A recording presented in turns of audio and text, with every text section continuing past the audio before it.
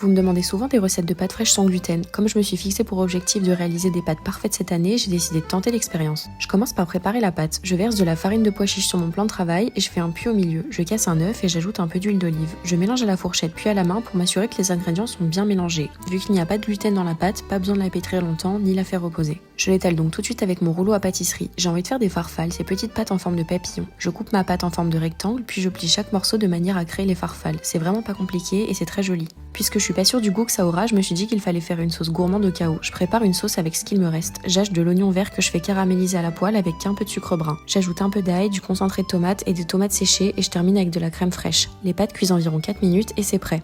Bon, après avoir goûté, je vais pas vous mentir, j'ai pas trouvé ça bon. Je sais pas s'il faut être habitué à ce type de farine pour aimer. Peut-être que j'aurais dû essayer avec de la farine de lentilles corail, mais j'en ai pas trouvé. N'hésitez pas à me donner vos conseils pour les pâtes sans gluten si vous en avez. Je vous ai quand même mis les quantités en légende, la sauce était trop bonne et vous pouvez toujours remplacer par de la farine de blé. Bisous!